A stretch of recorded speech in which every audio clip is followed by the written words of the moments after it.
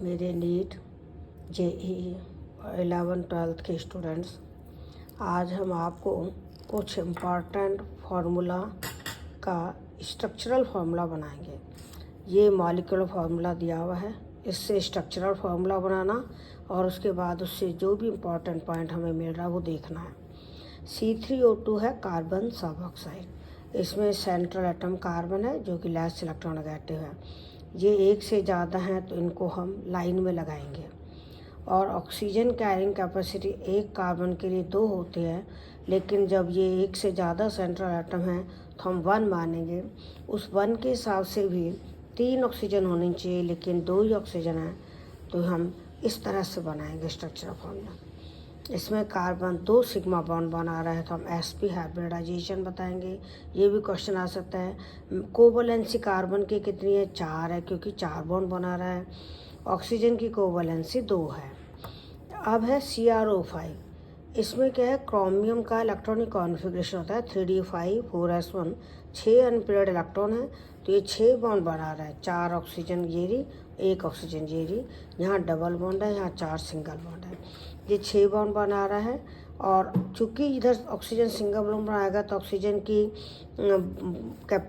वो बॉन्डिंग मतलब आखिरी शेल में 8 इलेक्ट्रॉन होने चाहिए, इसलिए यहाँ पर भी हम बॉन्ड बना देंगे। और ये 4 ऑक्सीजन पर ऑक्साइड वाली होंगी और इस स्ट्रक्चर को हम कहते हैं बटरफ्लाई स्ट्रक्चर। क्रोमियम की कोवैलेंसी पूछी जाए तो आप 6 बताओगे, क्योंकि क्रोमियम 6 बॉन्ड बना रहा है। HClO4। हालांकि क्लोरीन की ऑक्सीजन कैरिंग कैपेसिटी 3 होती है, लेकिन हाइड्रोजन की प्रेजेंस में 4 हो जाती है, तो क्लोरीन पे 4 ऑक्सीजन लगाओ टेट्राहेड्रली और एक O पर H लगाओ, जिसको सिंगल बॉन्ड से जोड़ो, बाकी O को डबल बॉन्ड से। इसमें क्लोरीन का sp3 हाइब्रिडाइजेशन है, क्योंकि 4 सिग्मा बॉन्ड बना रहा है। ClO4 माइनस आयन, यानी इसमें से H हटा दो तो O पे माइनस चार्ज आ जाएगा। तो इसका एग्जाम में बहुत क्वेश्चन आता है कि इसका ClO बॉन्ड ऑर्डर कितना है, तो आप इसकी रेजोनेंस स्ट्रक्चर बनाना। एक बार नेगेटिव चार्ज इस ऑक्सीजन पर, एक बार इस पर, एक बार इस पर, एक बार इस पर, तो ये जो सिंगल बॉन्ड वाली ऑक्सीजन है वो ये कोई भी हो सकती है। या ये कहिए कि जो 3 पाई बॉन्ड है ये चारों ऑक्सीजन पे घूमते हैं, रेजोनेंस करते हैं, जिससे क्या होगा, सिग्मा बॉन्ड का बॉन्ड ऑर्डर तो 1 होता है और पाई बॉन्ड 3 जो है वो 4 बॉन्ड पे घूमते हैं, तो 3/4 हिस्सा पाई बॉन्ड का मिलता है, तो बॉन्ड ऑर्डर 1.75 है। ये बहुत इम्पॉर्टेंट है और ये एग्जाम में क्वेश्चन आया हुआ है जेईई में। और क्लोरीन 4 सिग्मा बॉन्ड बनाता है, इसको हम कहते हैं sp3 हाइब्रिडाइजेशन। तो ClO4 नेगेटिव की रेजोनेंस स्ट्रक्चर कैसे बनाओगे, माइनस चार्ज वाली जो सिंगल बॉन्ड वाली ऑक्सीजन है वो एक बार इसको बना देना, एक बार इसको, एक बार इसको। H3PO4, यहाँ भी P फास्फोरस की ऑक्सीजन कैरिंग कैपेसिटी 3 होती है, लेकिन हाइड्रोजन प्रेजेंट है तो ये 4 हो जाएगी। अब एक ऑक्सीजन को तो डबल बॉन्ड से बनाना, 3 ऑक्सीजन पे एक एक H लगेगा। इसका स्ट्रक्चरल फार्मूला दिखेगा तो आप देखो, फास्फोरस 4 सिग्मा बॉन्ड बना रहा है तो कहोगे sp3 है, और 3 OH हैं तो ट्राइबेसिक है। ये इन्फॉर्मेशन हमें स्ट्रक्चरल फार्मूला से मिलती है। H3PO3 में फास्फोरस 4 बॉन्ड बनाएगा, लेकिन एक डबल बॉन्ड O होगा, 2 OH होंगे और एक H होगा, यानी इस H3PO4 में से OH की जगह H कर दो तो ये बन जाएगा H3PO3। ये वाला तो है फास्फोरिक एसिड, ये है फास्फोरस एसिड या फास्फोनिक एसिड, जो हमने आपको पोस्ट में क्वेश्चंस के रूप में भी दिया हुआ है, और ऑक्सी एसिड ऑफ फास्फोरस का हमने वीडियो भी पहले शेयर किया हुआ है। तो इसमें फास्फोरस 4 सिग्मा बॉन्ड बना रहा है, इसको भी sp3 लिखोगे। इसमें 2 OH ग्रुप हैं, डाइबेसिक होगा।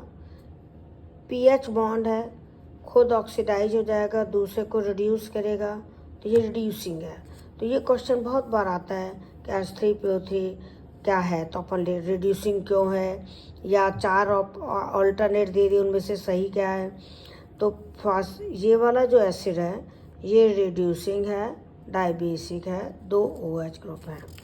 तो ये 2 हाइड्रोजन आयन देगा, 2 तरह के सॉल्ट बनाएगा। सबसे इम्पॉर्टेंट जो एसिड हमारा आया है वो ये है H2H2O8। इसमें 2 सल्फर एटम हैं, ऑक्सीजन 8 हैं, यानी ऑक्सीजन ज़्यादा हैं। तो हम क्या करेंगे, 2 सल्फर के बीच 2 ऑक्सीजन की परऑक्सी लिंकेज बनाएंगे। या ये याद करिए कि एक हाइड्रोजन परऑक्साइड लिखो, उसके दोनों तरफ सल्फ्यूरिक एसिड लिखो और सल्फ्यूरिक एसिड का OH और हाइड्रोजन परऑक्साइड का H बाहर निकाल दो। उससे भी ये फॉर्मूला याद हो जाएगा। नहीं तो जैसे हाइड्रोजन परऑक्साइड का आप फॉर्मूला लिखो, ठीक है, इसके इधर भी सल्फ्यूरिक एसिड का फॉर्मूला लिख दो और इधर भी सल्फ्यूरिक एसिड का फॉर्मूला लिख दो।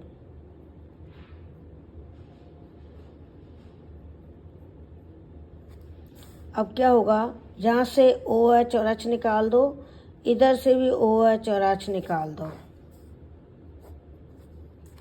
ध्यान से देखिए, हमने हाइड्रोजन परऑक्साइड का फॉर्मूला लिखा, उसके दोनों तरफ सल्फ्यूरिक एसिड का फॉर्मूला लिखा, सल्फ्यूरिक एसिड का OH और हाइड्रोजन परऑक्साइड का H इधर से निकाल दिया, सल्फ्यूरिक एसिड का OH और हाइड्रोजन परऑक्साइड का H इधर से निकाल दिया, तो ये फॉर्मूला बच गया। यानी 2 ऑक्सीजन परऑक्साइड बॉन्ड वाली हैं, 2 सल्फर हैं, दोनों सल्फर पर 2 ऑक्सीजन डबल बॉन्ड से जुड़ी हैं और एक OH है। ये मैंने आपको पिछले वाले वीडियो में बताया था कि अगर ऑक्सीजन डबल बॉन्ड बनाती है तो उस पर 4 डॉट आएंगे क्योंकि 4 इलेक्ट्रॉन बचेंगे। अगर ऑक्सीजन सिंगल बॉन्ड बनाती है, हाइड्रोजन से जुड़ी है, तो 4 डॉट आएंगे।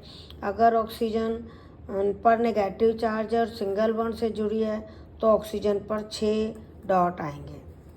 इसमें oxidation number of oxygen sulphur भी निकलवाना आ सकता है।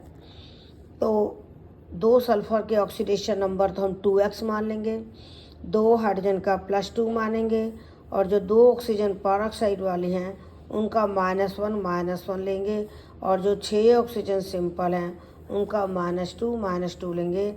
तो हम सल्फ़र का ऑक्सीडेशन नंबर भी कैलकुलेट कर सकते हैं, वो +6 आएगा। इसको मार्शल एसिड भी कहते हैं, परऑक्सी डाइसल्फ्यूरिक एसिड भी कहते हैं। और क्वेश्चन जो भी आ सकता है कि किस एसिड में परऑक्सी बॉन्ड नहीं है, तो वो आपको छांटना होगा, इसमें परऑक्साइड बॉन्ड है। I2O7 2 आयोडीन हैं, दोनों की ऑक्सीजन कैरिंग कैपेसिटी 3 है, लेकिन ऑक्सीजन 3.5 है। तो हमने आपसे कहा था कि अगर ऑक्सीजन का नंबर ऑक्सीजन कैरिंग कैपेसिटी से 0.5 ज़्यादा हो तो आप IOI ऐसा लिंक बनाओगे, यानी एक ऑक्सीजन ब्रिज बनाएगी और दोनों I पर 3 ऑक्सीजन डबल बॉन्ड से जुड़ेंगी। क्योंकि I के आखिरी शेल में 7 इलेक्ट्रॉन हैं, तो 2, 2, 2 और 1 ये शेयर करते हैं। तो आयोडीन की कोवैलेंसी मानी जाएगी 7, क्योंकि आयोडीन 7 बॉन्ड बना रही है और ब्रिज ऑक्सीजन है। और आयोडीन का हाइब्रिडाइजेशन माना जाएगा sp3, क्योंकि आयोडीन 4 सिग्मा बॉन्ड बना रहा है। इसका नाम है आयोडीन हेप्टा ऑक्साइड।